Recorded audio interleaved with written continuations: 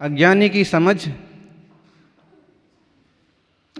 की समझ सिर्फ इतनी सी होती है कि उसे ना जानवर कहो तो नाराज हो जाता है, और उसे शेर कहो तो खुश हो जाता है।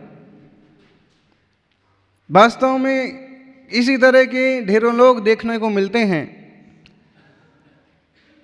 कि चाशनी में डुबा करके गालियां दी जाती हैं तो वो प्रशंसा समझते हैं, और अगर कोई ठेठ में समझाता है कि भाई तुम ऐसे हो और तुम्हारी ये गलतियां निकालो, तो उसे बुरा लग जाता है।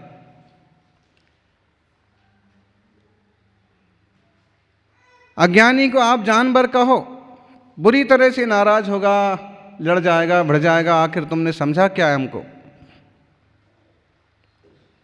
और ये लड़ना भिड़ना तब महसूस होता है, तब होता है जब वह अपने आप को कुछ बड़ा समझता है, और कोई अपने आप को बड़ा समझे और फिर उसे कुछ कहा जाए तो उसे उसका अपमान लगता है, और अपमान लगता है तो फिर उसे गुस्सा आता है।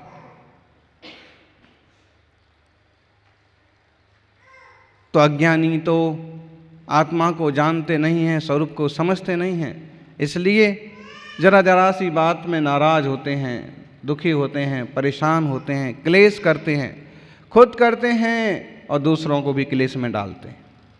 और ज्ञानी जन होते हैं न वो जानवर कहलाना पसंद करते हैं और न वो शेर कहलाना पसंद करते हैं।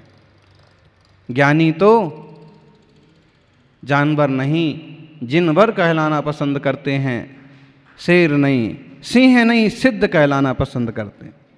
वो स्वभाव है, स्वरूप है, और इसलिए दीक्षा ली जाती है, इसलिए संयम और संयम का मार्ग स्वीकार किया जाता है।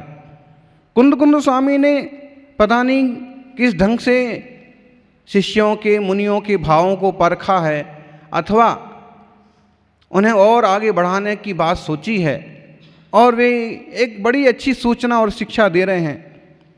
दीक्षा कालाय, संस्कृत टीका में 108 नंबर की गाथा है भाव पाहुट की। दीक्षा कालायम भावहि अवियार दंसन विशुद्धो उत्तम बोहि निमित्तम असार संसार मुनियूनो। हे मुनि, इस संसार को असार समझ करके, मान करके, उत्तम बोधि निमित्तम, उत्तम बोधि के लिए, दीक्षा कालायम, दीक्षा काल, दीक्षा के समय जो विचार किए हैं, और भी वैराग्य के समय, किसी की मृत्यु के समय, दुख के समय, तकलीफ के समय, बीमारी के समय, आपत्ति के समय, संकट के समय, अकेले पड़ जाने पर जो विचार किए हैं, जो वैराग्य भावना हुई है, उस भावना को भाव वही अवियार दंसन विशुद्ध। अवियार, अविकार, निर्विकार रूप से दर्शन विशुद्धि की भावना भाव, निर्विकारता की भावना भाव। क्यों? उत्तम बोधि निमित्तम। अगर ऐसे परिणाम बने रहेंगे तो उत्तम बोधि की प्राप्ति होगी, और अगर परिणाम गड़बड़ हो जाएंगे तो गति भी गड़बड़ हो जाएगी। इसलिए कह रहे हैं दीक्षा कालाय, दीक्षा काल से लेकर के अथवा दीक्षा काल में दीक्षा लेते समय जो भावनाएं होती हैं, ऐसे निर्मल प्रशस्त परिणाम होते हैं। जिनकी दीक्षा हुई है उनसे पूछो कभी कि आपकी दीक्षा के समय कैसे परिणाम थे। कुछ जीवों के भाव बाद में भी वैसे बने रहते हैं, अच्छे बढ़ते रहते हैं, और बहुत जीवों के भाव इधर से उधर हो जाते हैं। उनने जो त्याग किया था वो बाद में इकट्ठा करने की भावना होने लगती हैं, जो छोड़ा था वो पाने की भावनाएं होने लगती हैं। जिन विषय वासनाओं से मुक्त हुए थे, कभी कभी उनमें ही चित्त जाने लगता है।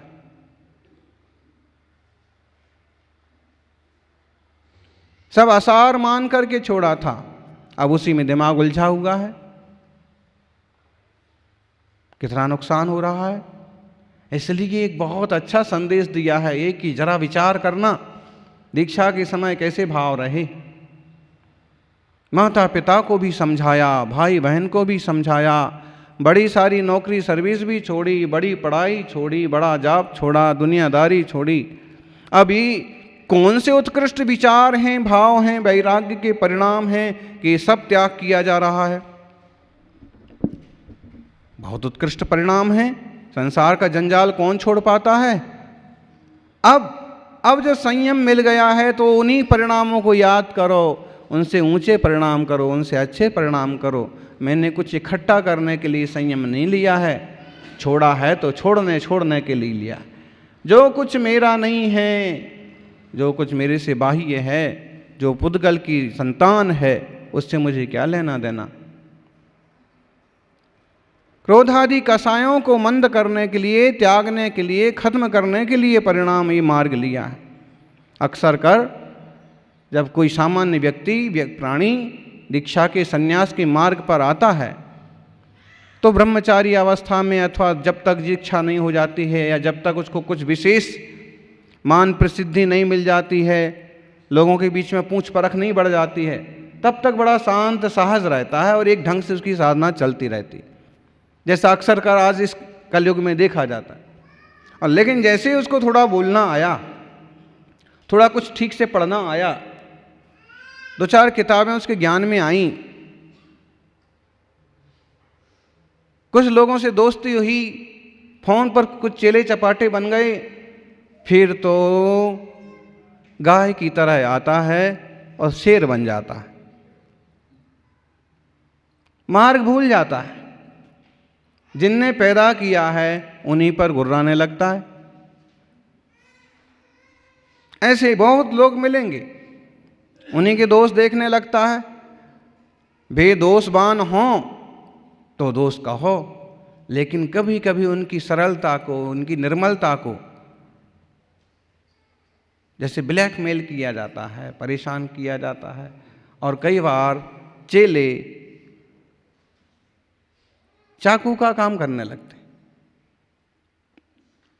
ऐसे जमाने में, जिस जमाने में उनको कोई भी स्वीकार करने को तैयार है, शास्त्र में एक बात आई है कि अमुक तरह के प्रायश्चित में गुरु ने अगर किसी शिष्य को निकाल दिया है कि तुम्हारी गलतियां सुधारो नहीं तो संघ से बाहर चलो, और उसके बाद वो 7 जगह भी जाता है, 7 आचार्यों के पास भी जाता है, तो भी वो स्वीकार नहीं करते। समझा करके तुम्हारे गुरु ही तुमको प्रायश्चित देंगे, बाद में उनको अपने गुरु के पास ही आना पड़ता है। अब वो जमाना नहीं है। अब तो थोड़े से भाग्यवान मोक्ष मार्गी होंगे कि जो इस अपवाद से बचे हैं, वरना औरों के शिष्य हत्याना, भड़काना, चुराना, खुद ने दीक्षा ना दी हुई हो तो दूसरों के शिष्यों को आचार्य पद बांटना, उपाध्याय पद बांटना, इस तरह के तमाशे बहुत हो रहे हैं। कैसे मोक्ष मार्ग चल रहा है। इससे अहंकार और टकराव बढ़ने के अलावा कुछ लाभ नहीं हो रहा। सही आचार्य निर्दोष, तुम हमारे पास संयम लेना चाहते हो, सीधे घर से आए हो, हमारे हिसाब से साधना करना पड़ेगी। अमुक संघ से आए हो, गुरु से आज्ञा लेके आना पड़ेगा। जब वह लिखित में, मौखिक में किसी तरह से कह देंगे हाँ हाँ उचित है जाओ, तो फिर हम सोचेंगे, वरना 2-4 दिन, 7 दिन, 8 दिन यहाँ रहो, फिर अपने गुरु के पास जाओ। जब तुम उन गुरु की निंदा कर रहे हो तो हमारी भी कर सकते हो। जब तुम्हें वो संग पसंद नहीं आया तो हम भी पसंद नहीं आएंगे। कुछ भी संभव है। कोई किसी की निंदा कर रहा है तो उसे शौक से मत सुनो। क्यों? इसकी जबानी ऐसी है, आज ये उनकी कह रहा है, कल तुम्हारी भी कहेगा। इसलिए गुरुजनों को भी बड़ी समझदारी से रहने की जरूरत है, और शिष्य गणों को तो बड़ी समझदारी से चलना ही चाहिए। हमारा यह एक जीवन मान सम्मान पाने के लिए नहीं है, गुरु के सिर पर चढ़ने के लिए नहीं है। बहुत जल्दी गुरु बन करके डोलने के लिए नहीं है, पहले एक अच्छे शिष्य बनो, गुरु तो आप आएगी। और ऐसे कहते हैं 100 मूर्खों का गुरु बनने की बजाय एक ज्ञानी का शिष्य बनना अच्छा। और एक बात, जो छोटी सी कहानी आपने भी सुन रखी होगी कि कई बार गुरु से उलझना, बड़ों से उलझना, अभिभावकों से उलझना बहुत बड़ी शिक्षा बन जाता है, बहुत बड़ा दंड बन जाता है। दीक्षा ली है, संयम लिया है, तो उनकी आज्ञा से मार्गदर्शन में चलेंगे तो उत्थान होगा, भला होगा। कोई भी माली पौधा लगाता है तो पूरी जिम्मेदारी से उसकी परवरिश करता है। कई बार उसको रस्सियों से बांधता है, कई बार उसके पत्ते काटता है, कई बार उसकी बेकार की डालियां काटता है, कई बार उसमें ज़बरदस्ती जहर डालता है, राख डालता है, खाद डालता है, गोबर डालता है, मूत्र डालता है।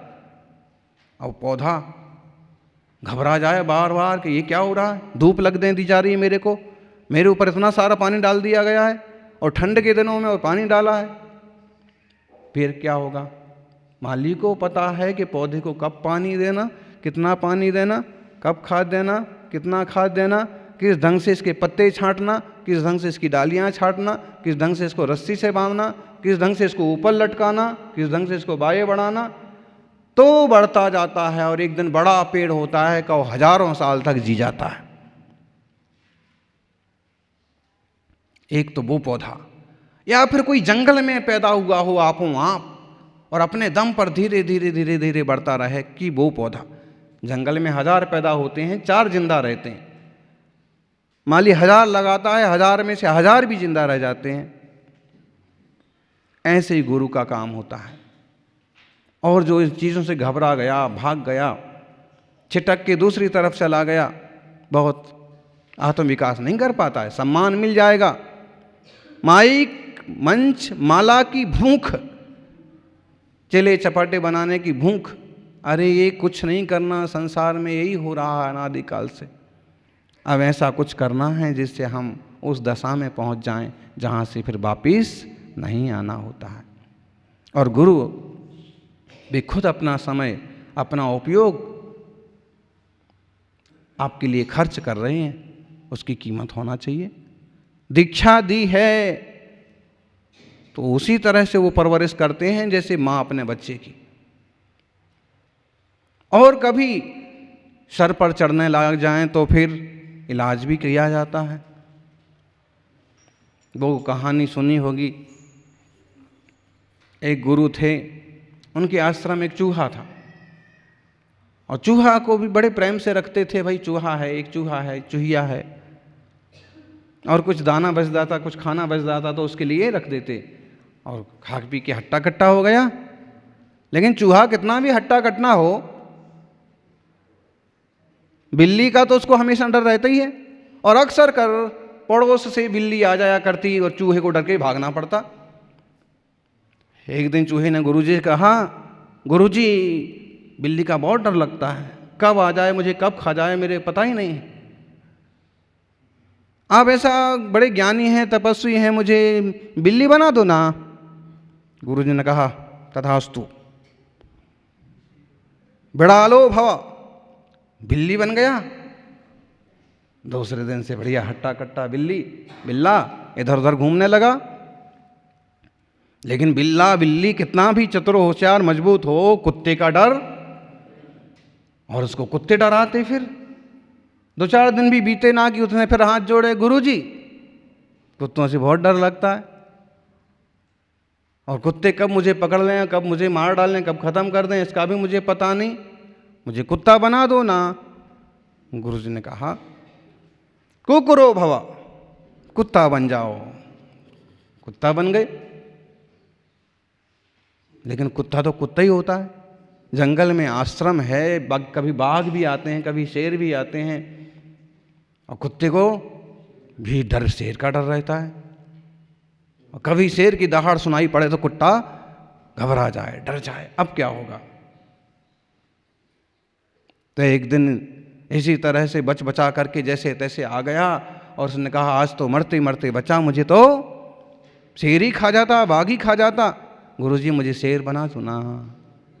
गुरुजी दरल, दयालु, सरल।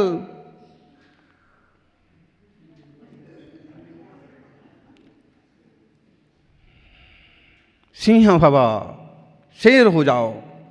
और शेर हो गया तो वो तो शेर ही हो गया। फिर तो गुरुजी को भी कुछ नहीं गिनता। कोई भगत लोग आते उनको भी डराता, इधर उधर दहाड़ता, और उसने बड़ा जंजाल खड़ा कर दिया। गुरुजी ने एक आध बार समझाया तो कहता गुरुजी को चुप रहो, नहीं तो हम तुमको ही खा जाएंगे।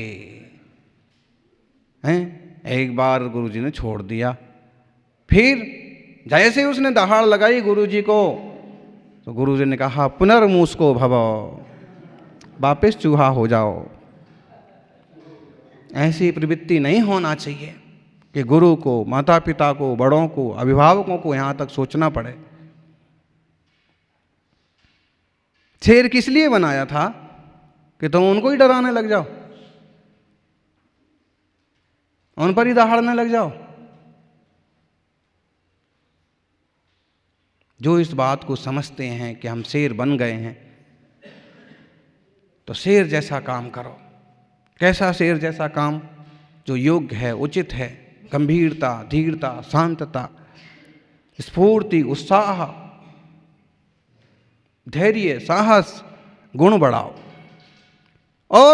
और ज्ञानी तो कहते हैं कि सिंह नहीं बनना है, सिद्ध बनना है। इसलिए तो दीक्षा ली। दीक्षा के समय के परिणामों को याद करो। कभी कोई घटना घटी उसको याद करो, कभी जोरदार अपमान हुआ उसको याद करो, कैसे विचार आए थे। कि ऐसे जंजाल में नहीं रहना, ऐसे लोगों के बीच में नहीं रहना जहाँ अपनों ने ही धोखा दे दिया। हो, अपने लोगों ने ही सब अपना लूट लिया, खा लिया, उल्लू बना दिया। ऐसी घटनाओं को याद करो, कभी विचार करो, इससे संयम पर स्थिरता बनी रहेगी।